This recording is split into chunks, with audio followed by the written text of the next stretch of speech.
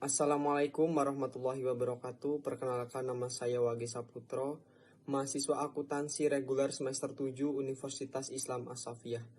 Di sini saya ingin mempresentasikan hasil proposal skripsi saya. Judul masalah riset yang akan saya angkat ialah analisis penerapan pemotongan perhitungan dan pelaporan pajak PPh 21 pada perusahaan PT Mutu Global Instrumentasi. Dengan latar belakang, sumber penerimaan negara Indonesia meliputi penerimaan negara dari dalam negeri dan penerimaan negara dari luar negeri. Penerimaan negara dari dalam negeri terdiri dari penerimaan sektor migas dan sektor non-migas. Adapun juga tumpuan utama dan sebagai sumber penerimaan negara, hal ini terbukti dengan APBN 2015, pajak menyumbang sekitar 77,99% dari total keseluruhan penerimaan negara, sehingga manfaatnya telah dapat dirasakan oleh masyarakat dalam berbagai bidang seperti kesehatan, pendidikan, pembangunan, infrastruktur, subsidi BBM, dan lainnya. Dalam Undang-Undang Perpajakan Nomor 36 Tahun 2008, salah satu objek pajak yang disebutkan yaitu penghasilan. Penghasilan adalah setiap tambahan kemampuan ekonomis yang diterima atau diperoleh wajib pajak baik yang berasal dari Indonesia maupun luar Indonesia, yang dapat dipakai untuk konsumsi atau untuk menambahkan kekayaan wajib pajak yang bersangkutan dengan nama dan dalam bentuk apapun. Selanjutnya, pemotongan pajak PPh 21 adalah setiap wajib pajak orang pribadi atau badan yang diwajibkan oleh undang-undang untuk melakukan pemotongan, penyetoran, dan pelaporan PPh 21. Seperti kegiatan salah satunya ialah perusahaan yang berkewajiban dan bertanggung jawab untuk menghitung, memotong, membayar, serta melaporkan jumlah pajak yang dipotong atas penghasilan karyawannya. Lalu dari masalah atau isu yang akan saya angkat ialah dari perusahaan PT Mutu Global Instrumentasi yang pada tahun 2017 hingga 2021 terus mengalami kenaikan pemotongan perhitungan dan pelaporan pajak PPh 21 di masa era COVID-19.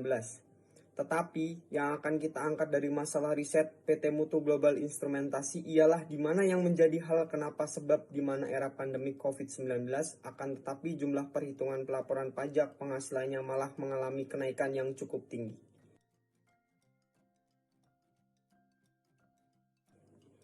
Berikut hubungan variabel X dan Y riset terdahulu.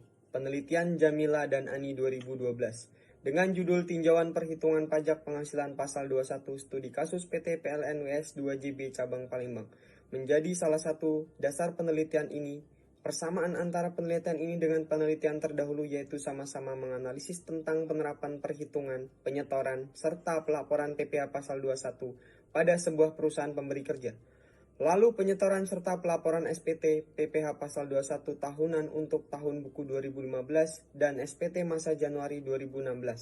Selain itu, per 1 Januari 2014 di mana perusahaan yang memiliki karyawan lebih dari 20 orang diwajibkan menggunakan eSPT dalam membuat SPT masa PPh Pasal 21 dan atau Pasal 26 sehingga hasil pembahasan pada penelitian ini juga akan sedikit berbeda dengan penelitian sebelumnya. Beberapa peraturan terkait pajak penghasilan 21 yang berlaku saat ini.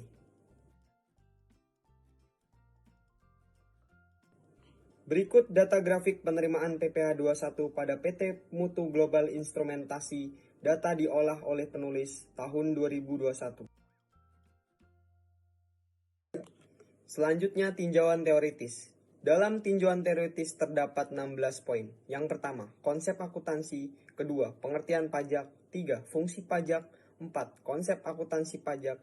5. Pajak penghasilan pasal 21. 6. Pemotong pajak penghasilan pasal 21. 7. Surat pemberitahuan atau SPT. 8. Subjek pajak penghasilan pasal 21. 9. Objek pajak penghasilan pasal 21. 10. Penghasilan tidak kena pajak PTKP. 11. Besaran penghasilan tidak kena pajak PTKP. 12. Tarif pajak penghasilan pasal 21. 13. Kewajiban wajib pajak. 14. Hak dan kewajiban pemotong pajak penghasilan pasal 21. 15. Tata cara pemotong, penyetoran, dan pelaporan PPh pasal 21. Dan yang terakhir 16. Self-assessment system.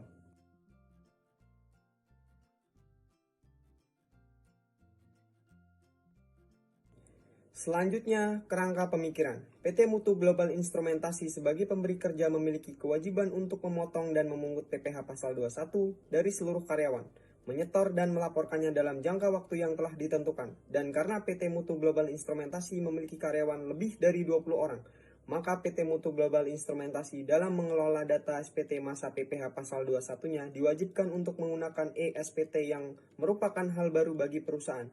Di bawah merupakan grafik kerangka pemikiran.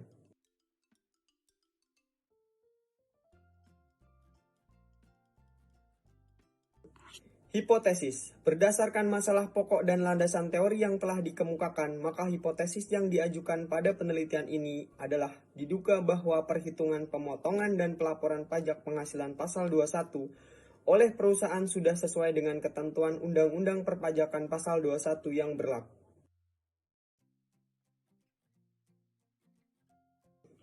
Metode penelitian, operasional variabel dan pengukuran, lokasi dan waktu penelitian. Penelitian ini dilakukan di sebuah perusahaan dagang yang bergerak di bidang kalibrasi yang berlokasi di Ruko Sentra Komersial Grand Galaxy City Blok RSK 3 nomor 27 RT 4 RW 17, Jaka Setia, Kecamatan Bekasi Selatan, Kota Bekasi, Jawa Barat. Jenis dan sumber data. Jenis data yang digunakan dalam penelitian ini adalah data kuantitatif dan data kualitatif.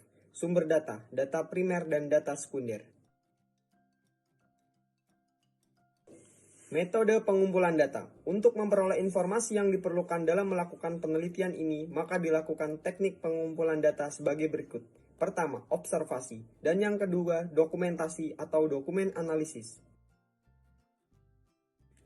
Definisi operasional. Definisi operasional merupakan batasan-batasan yang dipakai penulis untuk menghindari adanya interpretasi terhadap variabel yang diteliti. Adapun definisi operasional yang dimaksud yaitu pajak merupakan suatu kewajiban kenegaraan berupa pengabdian serta peran aktif warga negara dan anggota masyarakat lainnya untuk membiayai berbagai keperluan negara.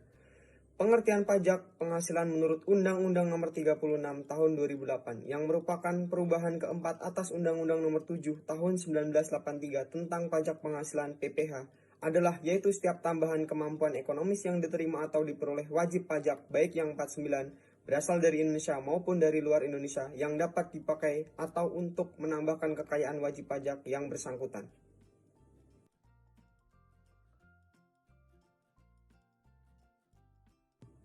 Populasi dan sampel. Populasi adalah wilayah generalisasi yang terdiri dari objek atau subjek yang mempunyai kualitas dan karakteristik tertentu yang ditetapkan oleh peneliti untuk dipelajari dan kemudian ditarik kesimpulannya. Sampel. Menurut Sugiono, sampel adalah bagian dari jumlah dan karakteristik yang memiliki oleh populasi. Berdasarkan pengertian di atas dapat disimpulkan bahwa sampel merupakan bagian dari populasi yang ingin diteliti dan benar-benar diselidiki.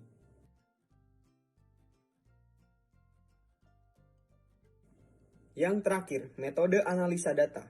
Metode pengumpulan data. Wawancara. Wawancara ditanyakan kepada Kepala Bagian Keuangan PT Mutu Global Instrumentasi. Dokumentasi. Dokumentasi diterapkan melalui cara pengumpulan dokumen-dokumen untuk penelitian berhubungan dengan objek kajian yang akan diteliti pada PT Mutu Global Instrumentasi. Metode dan proses analisis. Metode analisis deskriptif merupakan metode analisis yang akan digunakan dalam penelitian ini. Sekian presentasi dari saya, terima kasih. Apabila ada kesalahan dalam tutur kata maupun perbuatan, saya mohon maaf yang sebesar-besarnya. Sekian. Wassalamualaikum warahmatullahi wabarakatuh.